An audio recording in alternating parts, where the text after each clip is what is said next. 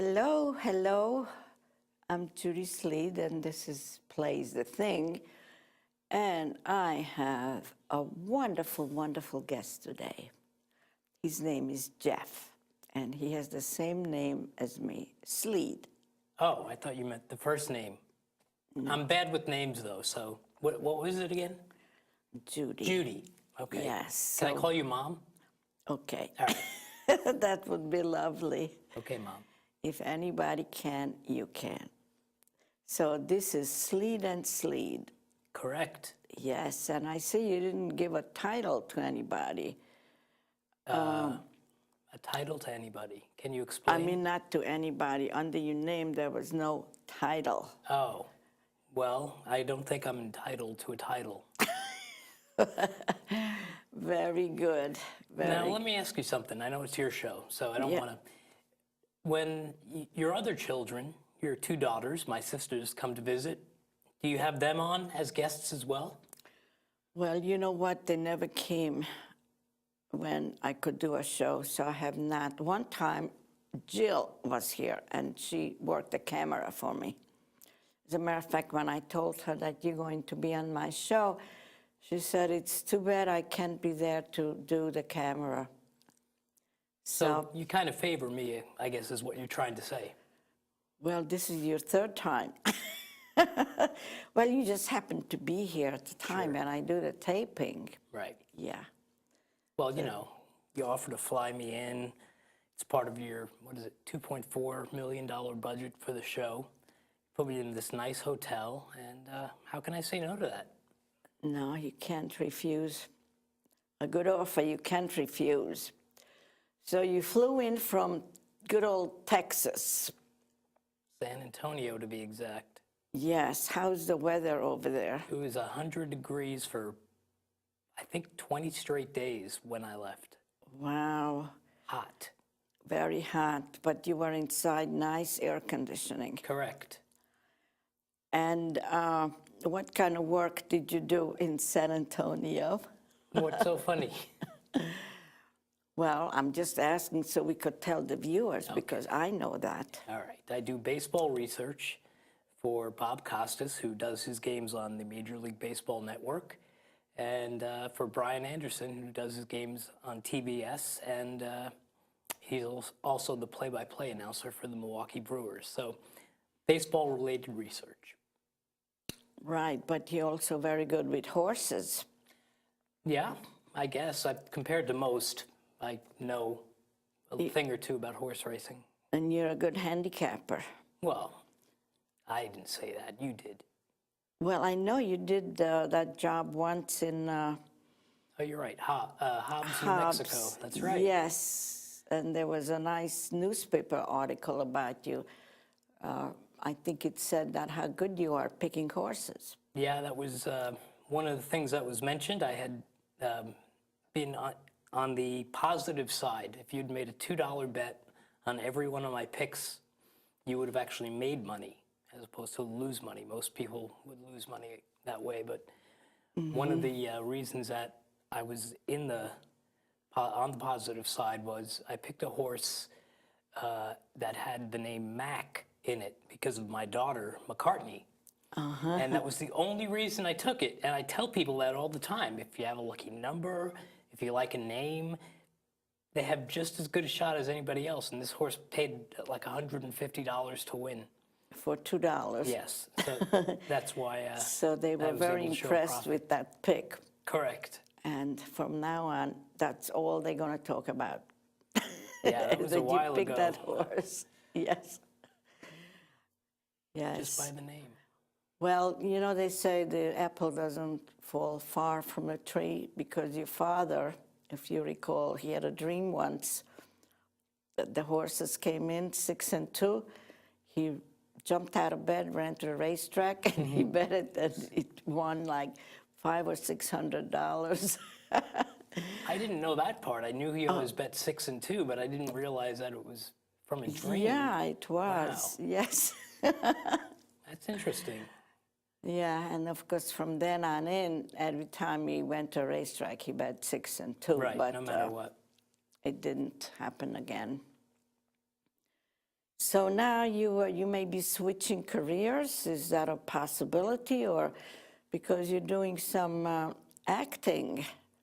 You're in a play, and we don't know yet if you're switching, or maybe it's just a hobby, something you enjoy. We'll see how it goes. We've only had one rehearsal, and last week, when you were here doing your show, they were casting the play, and somebody had approached me and asked me if I wanted to be in it because they were looking for a certain type, and everybody else was cast except for this one character, Clarence. So I'm playing I would say, a young Indian, and my older sister Alice. She and I are country western singers, and the name of the play is Losing Father's Body. This gentleman passed away, and we find his body. And it's kind of interesting. So the play is about that, and doing the right thing. And what to do with the body? correct. Well, I didn't read. You read the whole play, and it's a comedy. Yeah, I would say it's maybe a dark comedy or a little twisted. I mean, dealing with dead people. So since you are supposedly you are singers, is there any music in there? I don't know how we're going to do it, but there are a couple of scenes where we're supposed to be driving and music is playing, and there's also a scene where I'm supposed to be singing a song, and Alice interrupts me, saying that it's not right, and my response is, it's just the pitch. I can lower that. She said, no. I'm talking about, you know what I'm talking about. She wants to return the body. And I'm thinking you're of the singing. Correct. How dare you sing when there's a body there? So are you going to actually sing? You have a nice voice. Yeah, I don't know. I mean, we had that one rehearsal, so we'll see how it goes. Right. If they ask me to, I will. Because you recorded a song when you were much younger, didn't you? Oh, my goodness, yeah. Wow.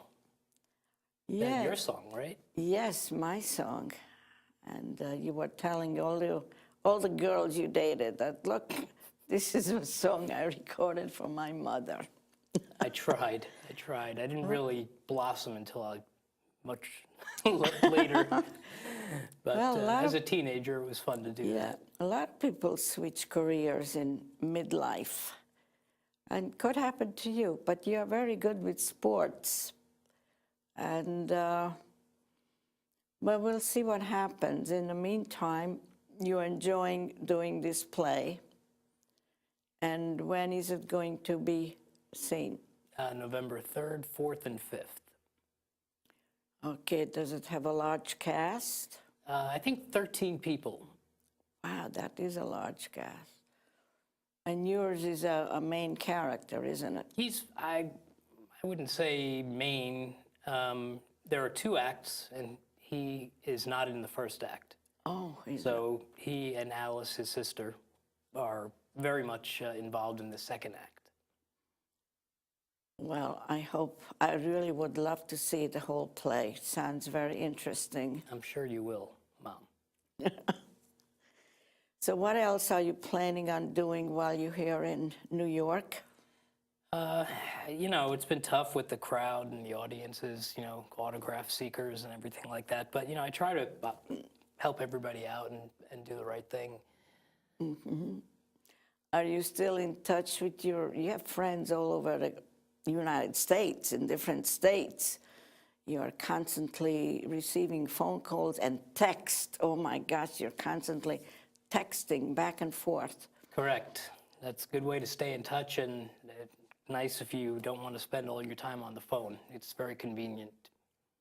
Right, so people cannot hear what you're saying. Right, you don't hear the tone of it, so a lot of times there is misunderstanding. But who is this one fellow, one of your friends that you met when you were busboys in the Catskills? Oh, Rob.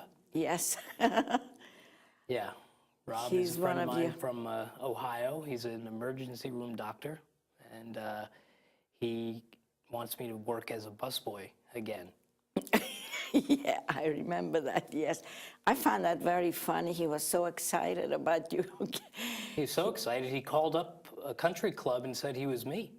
Yeah, And I have an interview, so we'll see.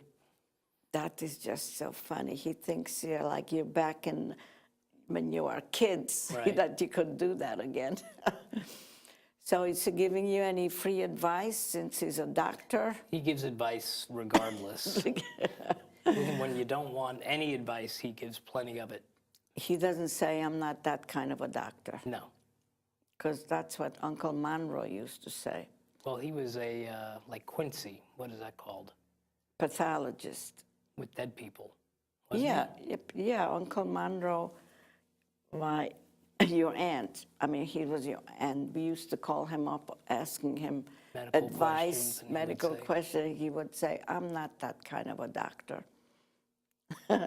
So Rob is very helpful even when you're not asking. He tries to be very helpful. Yes. And what about, I forgot, you just mentioned his name that you do work for? Not Bob, Brian? Brian Anderson. Yeah, I'll text him during a game if I feel like there's an overall theme of something that he's missing, or maybe he should work in with his analysts. So that's always kind of neat when you text something and then on national TV the announcer says it a few seconds later. But, Yeah. you know, it's good that he has that much trust in me that he would know I'd come up with something good or something that would make sense. I know he's always complimenting you of your knowledge, what you know. I mean, even just a few days ago, one of my neighbors stopped you and started talking to you about something, and she was just amazed all the information you added to that one little comment that she made. Do you remember? No, I really don't.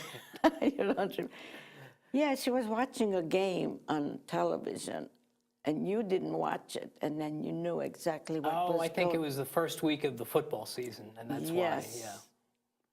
Right. And so, are you going to visit? Do you have any friends here in New York, in this area, that you're planning on visiting? I have a few friends from New York on Long Island that I will be seeing, I'm sure, before the end of the year.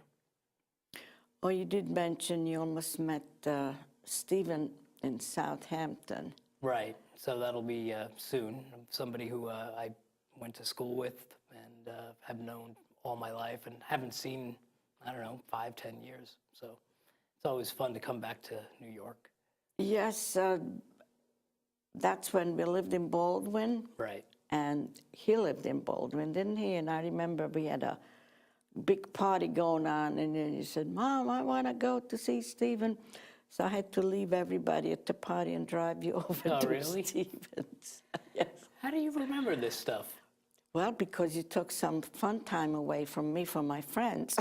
Sorry. Is it too late to apologize? Well, we'll work on it. Okay. Yes. So I don't even know what else. What else would you like to do while here in New York? Are you going to look for some jobs, or are you just going I'm to take sure. it easy? Well, I guess the main thing is to try to get my headache situation cleared up. And that's one thing I know that you are anxious to do as well. For people who have migraines and, in my case, cluster headaches. So seeing a neurologist, as you know, and I would say getting healthy is the most important thing. It sure is, because you really have suffered a lot. But I've seen you when you were not able to do anything for a day or two, and then after the headache was gone, to recover from it. Yeah, that's, I think, when people think of headaches, they think okay, just, blow it off and do what you need to do. But when you get them and they're that powerful, you can't do it. And I'm glad that in sports now you're seeing players not playing, and the reason that they're not playing is because they have symptoms of a migraine or something like that. Not even having a headache, just symptoms of it. And that's dangerous. So I guess if I have a cause that I want to champion, in all seriousness, it would be to get the word out about the seriousness of headaches, because I'm sure I'm not the only person who gets cluster headaches, and they take so much out of you. They really do. I mean, when you get them, like you're thinking, okay, you can take away my left arm, just get rid of the headache. I mean, you're making deals like that in your head, and you just want the pain to go away. It's hard to describe if you haven't had it. It is, and we'd like to put more light into it, people to know about it. And there was that young interviewing lady. She was on television, and she was interviewing somebody, and it was televised. Right. And she couldn't talk. She started gibbering. Right. And they said it was from migraine headaches. Yeah, that was something that was on TV, and then YouTube, everybody was watching it. She was a reporter, and she just, like you said, started talking gibberish. And they said it was, in fact, it was a live shot. That's why it was on, because she was live. And Right. if it was a recorded piece, of course, it never would have made it onto the air. But she said it was because of a headache, and that makes sense. I mean, because when you get them, a lot of times you can't speak. Like yesterday, you were not feeling well, and you just kept saying you didn't know what's wrong with you, and you couldn't really describe it.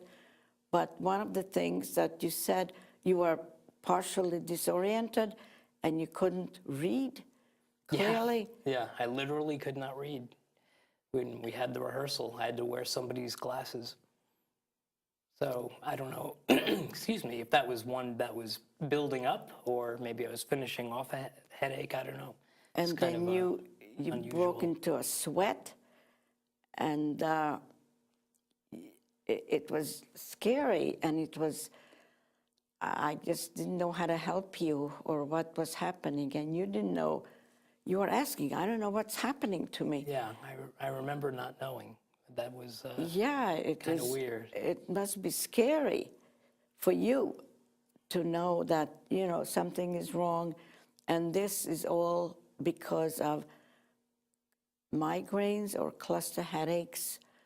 And it would be good if somebody, or even you, could be like a spokesperson talking to people about it who they don't think that a headache is a serious problem. Yeah. They think, oh, big deal, you have a headache. I used to have headaches too. How come you can't deal with it? Yeah. And I get very angry when people don't realize that this is an affliction. Right, yeah. And it needs to be looked into and helped. It's just now kind of getting recognized as a serious issue, much like mental health. Years ago, nobody knew much about it, and now, it's almost chic to go to see a psychiatrist or something like that. But with headaches, it's not the kind that we're talking about. It's not something you can just blow off and move on with your life. I mean, they do prevent you from living your life. And with me, I know stress is one of the bigger things that set it off. So yes. Now that I'm here in New York, I'm supposed to have less stress, right? Yes. Yes. That's one of the things. I mean, you went to this neurologist who is supposedly, when you have to work with him and you have to tell him all about the symptoms, that maybe he could help you more. And I think, didn't we ask him to come on my show and talk about it? That's right, we did. And he pawned it off on one of his partners. I guess there are 7 neurologists in the office. Yes, I still would like him to come and talk about it, because it needs a lot of attention. Yes, I agree. It does. And what did your friend Steve say about two people he knows? He had two friends. One had literally died from getting these kinds of headaches. She had an aneurysm, and she died. And another one had a stroke as a result of having these headaches. So it is a very serious problem. And as you said, probably there are a lot of people out there who don't know what to do, where to go for help. Yes. And they suffer just like you are. And it's not a nice thing. It's not pleasant to go through, and I know it's not pleasant for others to look and see how much it affects the person who has the headache, and that's one of the reasons that I prefer to be alone sometimes, because I know you'll get worried. And I had friends in San Antonio who'd come over and they'd be worried when they would see, how bad the shape I was in from the headache. And you were talking about recovery also. I mean, after the pain goes away, it's like, your body is spending all its energy fighting. And for the next 24 hours or so, you're just wiped out. Can't do much. And I think that's part of my problem, why I'm getting them recurring so much, is because once I start feeling good, I feel like, okay, I can do anything. And then I'm back into a routine, and then another headache. Well, let's hope that becoming an actor will help you. Or give everybody else headaches, perhaps. Maybe we could write a play about headaches. Yeah, You that would could be real play the interesting. part. Yeah, headache number one. Okay. Yeah. You just gave me an idea to write a play about a person who has all these headaches and how trying to fit into society, and because of it. Well, what's the name of this show? The Play is the Thing? Yes. So there you go. I just came up with the thing. With the for a play. Yeah, and what would be the title for that new play? The headache is the thing? Heads up. I don't know. Oh, heads up. Yeah. Achy breaky head. I don't know. These are just off the top of my head. Well, I know you're going to come up with something. You are very smart, and you still have your good looks. And it runs in the family. Of course. Yes. So for the rest of the show, we could talk about, maybe you want to give some advice to people what they could do to relieve the headache, or try to. I think everybody is different, and every time, like, I would go and see a neurologist, if it was somebody new, they would start at the same place with these tests that they do, and it's very frustrating when you have different doctors trying the same things over and over and over. So I guess my advice would be to find a good neurologist and stick with him or her. Mm-hmm.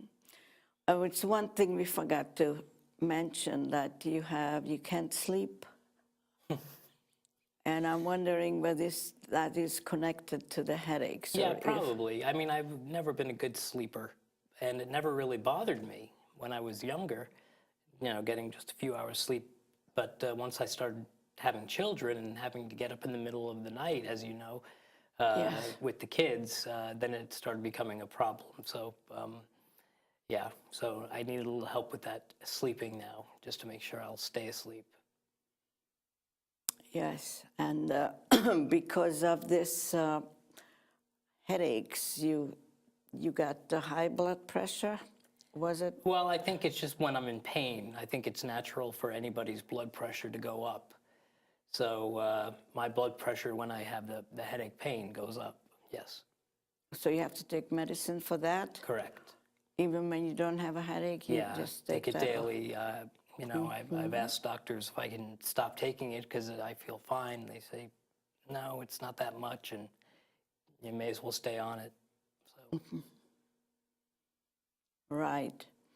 So would you say that it depends on the individual what kind of medication they take for the headache? yeah, I mean, I've talked to people who have similar symptoms, and they've found certain drugs work best for them, non-narcotic things, and so you're always looking for something like that as a solution, and just a way not to get the headaches or put yourself in a position to get them. And again, with me, as I'm sure with a lot of people, if you're stressed out, that's going to have a lot to do with your well-being. All right. So we're going to have to find things for you to feel good. All right. You have to choose things to do to calm yourself, right? Well, we will talk more about these headaches because I really want to get to the bottom of it. I want to get it out to the public so you could be helped and other people like you. Yeah, that would be a good thing, I think. I don't know of anybody that has done that, and you mentioned that reporter, and I talked about some professional athletes, and so in a way, I guess it's good that it is getting exposure. Maybe it's time that It is time. Yes, it is. So, and we ran out of time. We did. We did. On this show? On this show. You're kidding.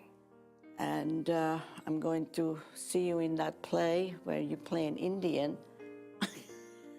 Clarence Bear. Clarence, My and older sister Alice.